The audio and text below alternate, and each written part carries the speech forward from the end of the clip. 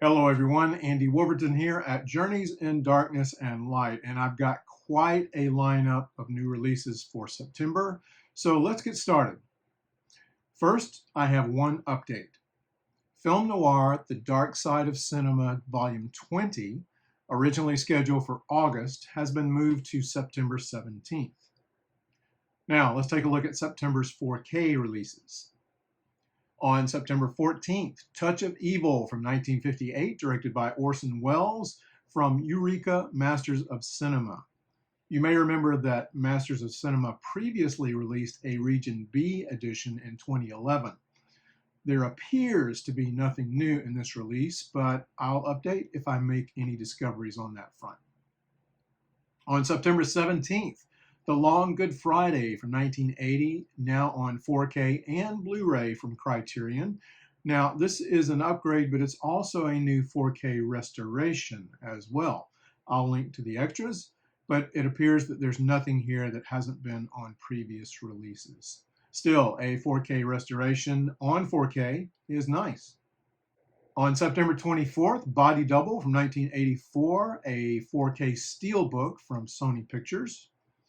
And while it's not exactly noir, it is a lot of fun. The Lady Killers from 1955 from Kino Lorber, also a separate Blu-ray release. Now let's move on to the regular releases on Blu-ray. Basil Dearden directed several fine pictures, many of them film noir or noir stained. Cage of Gold is a noirish melodrama that begins with some bad behavior. Bill lures a woman named Judith away from her boyfriend and marries her, thinking she has money. When he finds out she doesn't, he dumps her for Marie, who runs a smuggling operation with a man named Raman. You probably remember Marie Laveau from her immortal moment in Casablanca. We've also got betrayal, blackmail, and more. This disc is struck from a new 4K restoration and includes a new featurette with fashion historian Liz Tregenza on dress designer Frederick Stark. I'm really looking forward to this one. Cage of Gold is a Region B release coming our way on September the 16th from Studio Canal. On September 17th, a new 4K restoration of Body and Soul from 1947, directed by Robert Rossen, coming to us from Kino Lorber. Body and Soul is often cited as one of the best boxing pictures, but if that's all you take away from the film, you're missing a great deal. The excellent screenplay by Abraham Polanski begins with middleweight boxing champ Charlie Davis, played by John Garfield, preparing to defend his title against an up-and-coming fighter. Davis's slimy promoter tells him to throw the fight or he's finished.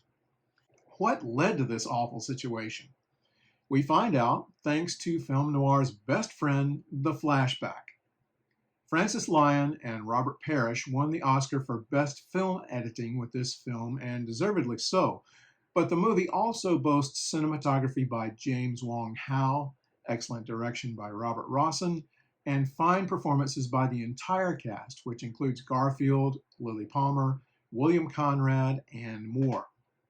Polanski's script weaves issues of corruption, greed, social commentary, and much more without ever getting preachy. Don't be surprised if you find yourself holding your breath during the last 10 minutes. This Kino release features a new audio commentary by author film historian Alan K. Rohde. If you own the old Olive Films edition, which contains no supplements, you can put that one to rest. They're doing it again, and that's good news. On September the 17th, the 21st volume in the series Film Noir, The Dark Side of Cinema, comes to us from Kino Lorber. Let's take a look. Between Scarlet Street and Secret Beyond the Door, Fritz Lang made Cloak and Dagger, more a noir-stained espionage thriller than a true film noir, but Lang frequently expressed an interest in both kinds of pictures. Gary Cooper plays Alva Jesper, a Manhattan Project physicist recruited by the OSS to go into Switzerland undercover to determine how much progress the Axis powers have made in making their own A-bomb. And to divert Jesper's attention, there's a beautiful resistance fighter played by Lily Palmer. I'm hoping the audio commentary by Heath Holland, the host of Serial at Midnight podcast, and author Max Allan Collins will go into some of the interesting behind-the-scenes stories regarding the film, particularly the clashes Lang had with the studio during production. Next, imagine actors Whit Bissell and Keenan Wynn wearing scuba masks and flippers, prancing around a diner. Now imagine Lee Marvin playing a short order cook named Slob. Now imagine Slob and Wynn having a contest to see who has the best legs. Welcome to one of film noir's greatest oddities, Shack Out on 101 from 1955, directed by Edward Dane. Wynn plays George, who runs a diner off California's Highway 101. Slob harasses everyone in the joint, including George and George's waitress, Cottie, played by Terry Moore. George and Slob both have eyes for Cottie, but she's dating Sam, a nuclear physicist at a nearby lab. George's friend Eddie, played by Whit Bissell, frequently hangs out at the diner, as does a weird fisherman named Perch, played by Len Lesser, who famously played Uncle Leo on Seinfeld. We soon learn that Perch may be delivering something besides fish to the diner. Two truck drivers who appear to be up to no good drop in, and a drunken scientist arrives to announce that another local physicist has mysteriously disappeared.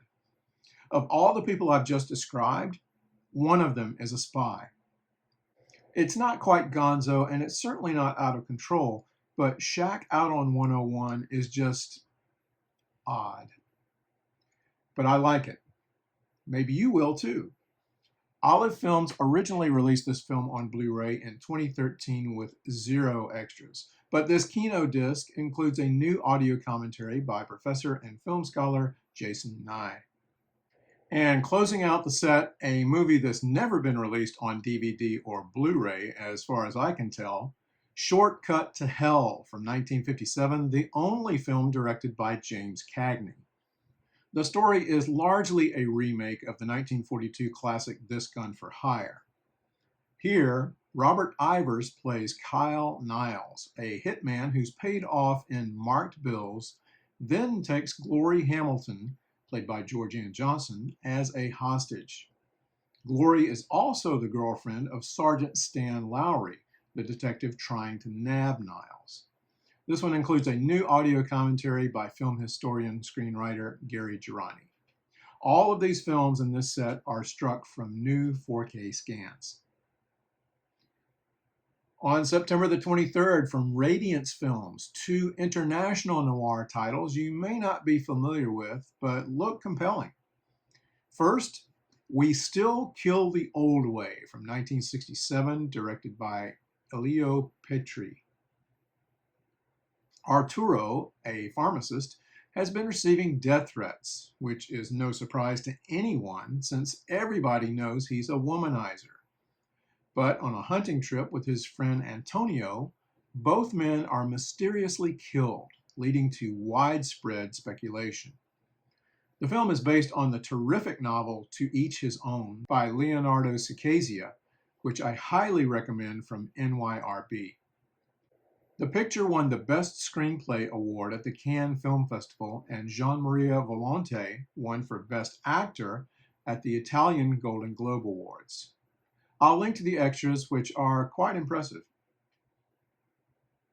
Here's another film from Radiance, A Man on His Knees from 1979, directed by Diamano Diamani. Nino is surprised and terrified to learn that he's been placed on a mafia hit list and is being hunted by an assassin. Nino knows this is clearly a case of mistaken identity, but he can't just sit still, not if he wants to protect himself and his family. Again, I'll put in a link to the extras in the video's description. Both of these films have impressive reviews, and I'm looking forward to each of them. This film is formatted for both Region A and B. On September 24th, we have 2 releases from Warner Archive. First up, Journey into Fear from 1943, directed by Norman Foster. Joseph Cotten plays Howard Graham, an American engineer with critical information on secret armaments. That's why he's the target of a Nazi hitman. One night, in an attempt to relax, Graham goes to a nightclub and is drafted to be a part of a stage magician's show, and someone gets killed. So much for the show. Soon, most of the cast, good guys and bad, find themselves aboard a tramp steamer where more mayhem can happen at any moment. And there's much more going on, and it all happens in only 68 minutes. It doesn't quite work, but it's fun. Although Wells was not directing, he stars in the film and helped director Norman Lloyd and Joseph Cotten, who wrote the screenplay. At the time, Wells was trying to finish The Magnificent Ambersons, so he probably wasn't totally in the game here. Still, it's a fun ride. This is struck from a new 4K restoration and includes 3 audio-only Mercury Theater radio broadcasts of Dracula, Treasure Island, and A Tale of Two Cities. After the monumental success of Casablanca, Jack Warner decided to reward Humphrey Bogart by assigning him a picture about a man who kills his wife so he can run off with her much younger sister, a concept that hit a little too close to home for Bogart and his troubles with his then-wife, Mayo Mitho. Bogart hated the role, but filmed it in 1943. Yet a plagiarism suit kept the film on the shelf until 1945, when Bogart was seeing a much younger woman, Lauren Bacall. That movie Bogart hated is Conflict, directed by Curtis Bernhard, and is coming to us on September 24th from Warner Archive. Now, despite Bogart's issues with the film, Conflict is an effective noir with an interesting role reversal. Bogart plays the villain, Richard Mason, while Sidney Greenstreet plays psychiatrist Mark Hamilton, a Greenstreet character on the right side of the law for a change. Rose Hobart plays Mason's wife, Catherine, and her sister, Evelyn, the object of Mason's interest, is played by Alexis Smith. The film is far from perfect, but I've always felt that Conflict doesn't get the love it deserves. Extras include 2 Warner Brothers cartoons and 2 shorts, plus an audio-only radio broadcast of Conflict starring Bogart. If you're in the Chicago area in September, head over to the Music Box Theater for the next stop in the Noir City tour, September 6th through 12th. Great films at a great venue, and you'll have a chance to meet Eddie Muller and Alan K. Rohde. You can find out more at noircity.com or at musicboxtheater.com. That's going to do it for September. Remember, release dates often change, and if they do, I will be sure to let you know. And if there's anything that I've missed, please let me know and I can update the notes. And if you enjoy my videos and would like to show your appreciation, you can buy me a coffee. And here's how. And if you enjoy my videos, you may also enjoy my writing. I have a Substack newsletter focusing on film and other topics. You can read most of those articles there for free. Others are for paid subscribers, but I hope you'll check it out and consider becoming a free or paid subscriber. So most of these articles are also shareable, so if you know of someone who might like them, feel free to spread the word. I'd like to thank recent subscribers to my Substack newsletter: T.S. Albani, Mark, Andrew W., Howard C., Davidson, J.F. Morrison, Rinky G., Luke H., Frianor, C. Jimenez, Scott C., and yearly paid subscriber Christian Y. Thank you all. And again, everyone, thanks for watching. Everybody take care, stay safe, and watch some great film noir.